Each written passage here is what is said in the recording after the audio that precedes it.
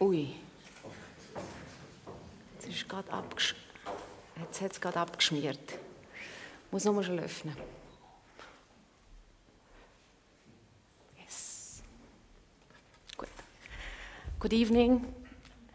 I'm happy to make a personal introduction to the theme. And hello, fellows. Hello, Bernieses. I'm interested in the circular flow of our professions and actions in art. An interaction in both directions, because I think if the flow doesn't work well, we are less effective, and we are not many. The circle consists out of spectators, and I divide them normally in 4 groups, in children, teenagers, employed people, and after-employed people.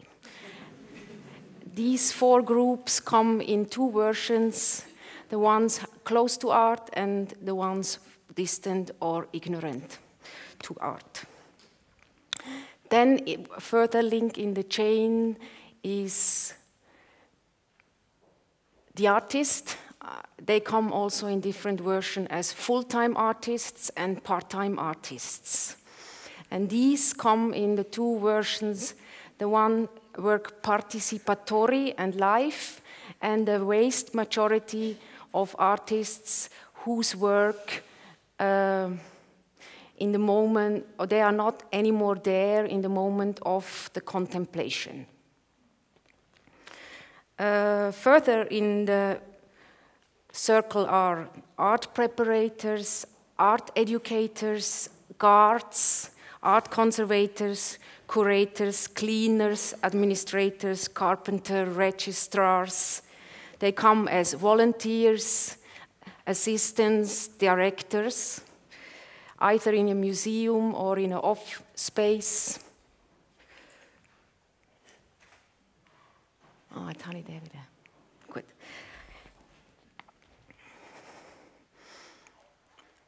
Galleries, art school, or other places of interaction and encounter. Then there are also art historian, art critic, art therapist, art book producers, lectors, printers, appraisers, and so on. Is there anybody here whose action or profession I haven't mentioned?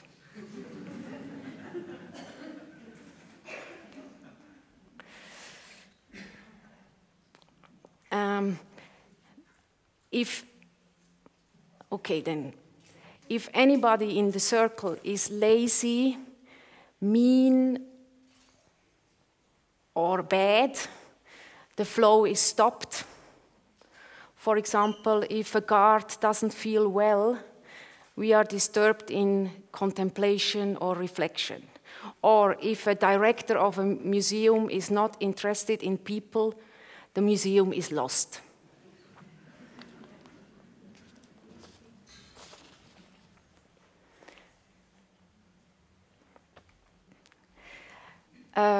The questions and missions of these people I have mentioned are often very similar, and they have similar goals, only their working context and conditions differ. So, our tasks are to encourage the mind. Our mission is taking and showing different point of views. Our task is to sharpen the senses, is to help digesting contradictions, and to be milder. Art's task is to guarantee a distant view to social and political changes. Our questions are: which prejudice, Vorurteile, prejudice. Okay, which prejudice should we destroy and which prejudice should we keep? And our task is to reconcile reason and instinct.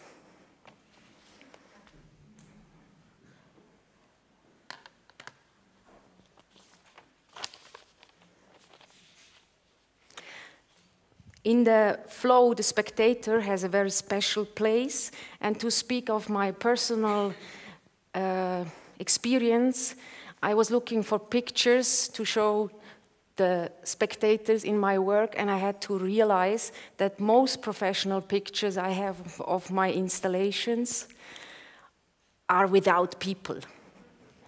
Empty rooms, and then I ask them, the institutions, please leave the spectators in, and then they come like stiff like this, because then they ask the people from the office to stand in.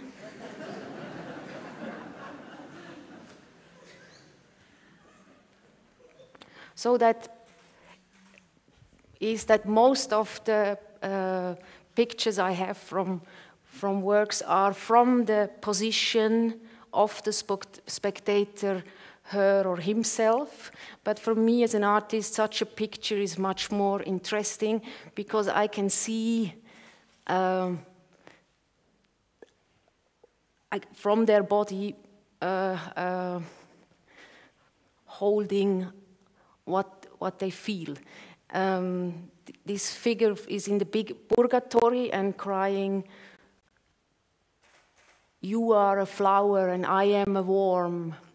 You would have done everything better." So they feel huge and mighty.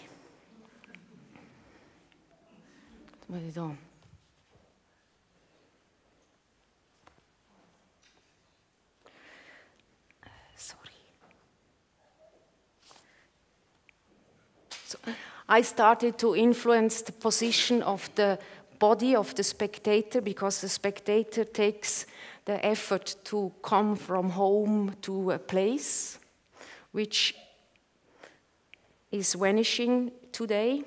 And I was interested if the spectator can loosen the muscle tonus, if they reflect deeper, and how it changed the perception.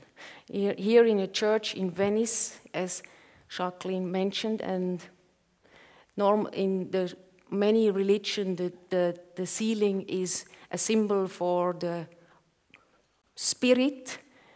Warte, jetzt lese ich gleich wieder schnell ab, sonst geht es da nicht mehr ganz gut. Gut. Genau. This wants to show the ceiling, the superiority of the spirit to the body, and I'm strongly against that.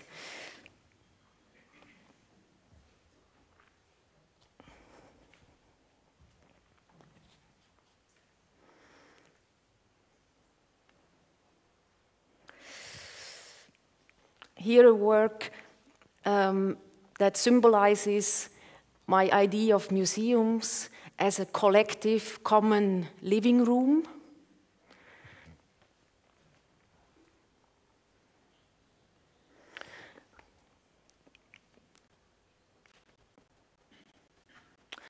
To take out the pictures of these suspicious boxes and use it in different way. The projection.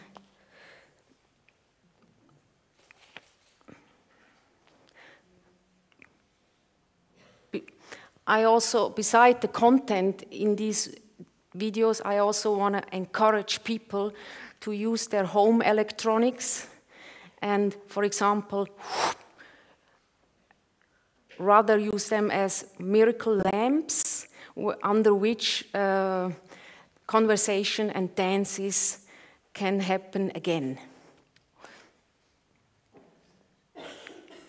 Means, as a video artist, I work with affordable consumer material, or use this wonder light as a comfort. When you come home, you are tired, and you use the video, the moving images to comfort yourself.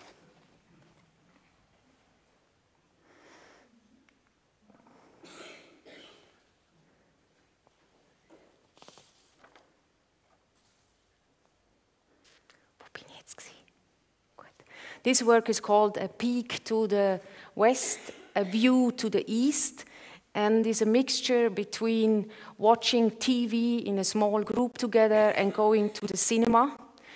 And I found out that when people inside see only their head and the body is away, that they start much faster to talk to each other. And the whole form also shows how criminal, or not criminal, how aggressive a view can be. That from our small pupils, we scan each other and we almost can take the breath away.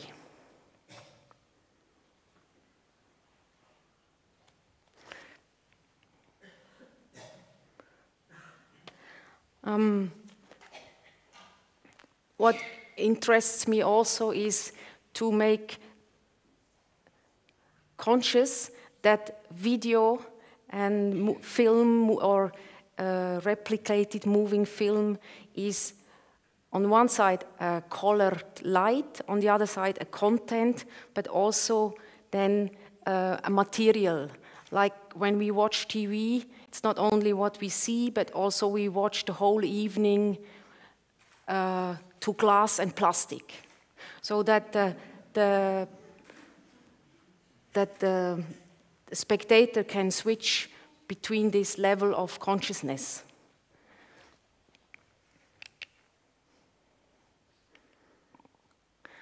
So this was in Paris, onto the gray stones, and the projection, the bigger a projection is, the slower the movement has to be, not to overwhelm 1 centimeter on a monitor is 1 meter on a stone, on a square.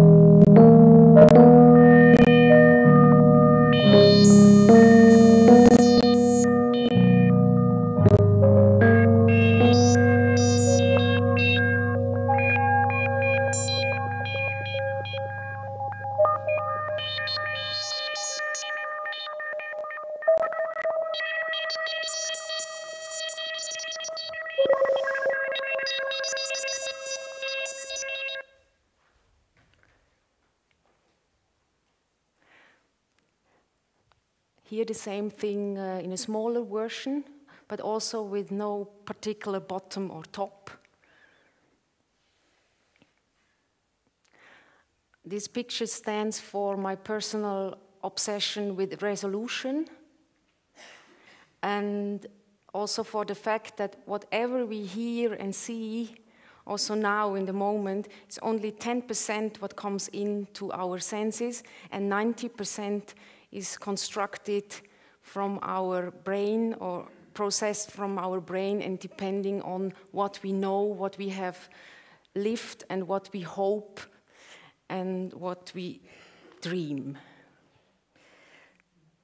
And a good example is that now when the monitors are changing from standard definition to high definition, that we already, or in my case it's like this, when I see an old version, it already looks like aquarelle. But in that time when it was actual as a technique, I didn't have the feeling it's not sharp. So the brain fills in what's missing. Also,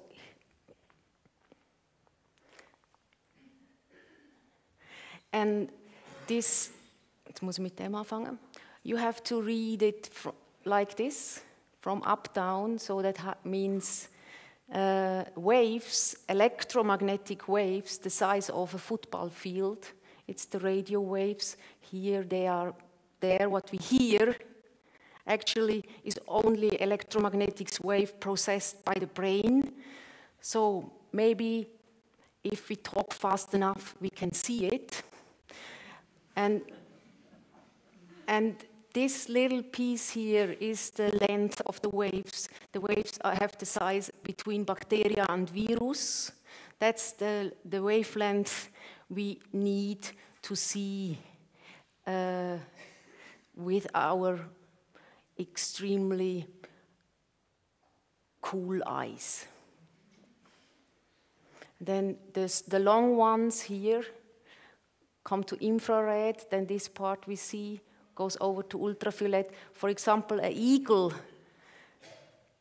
when he flies over a field and a mouse has pissed, he can see, she can see, or it can see where the mouse must be, because the bird sees warmth, which we cannot anymore.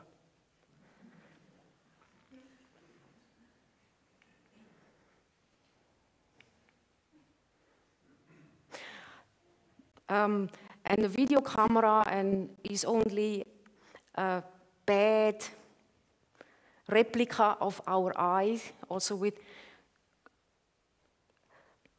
cones for red, green, and blue. So, and all the technique we use is also a demonstration of the character of these people who have invented these machines. So I was convinced that if you disturb the machines, you come close to the pictures we have inside when we are disturbed. And I'm interested in the afterburn. Here, same disturbed picture in digital. I'm interested in the afterburn when you watch this and you close your eyes. What do you see then? You have already all closed your eyes 10 minutes ago, though. So.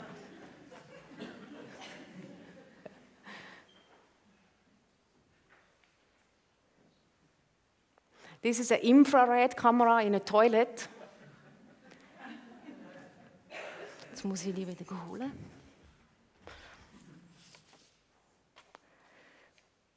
Ja. So the camera takes the picture,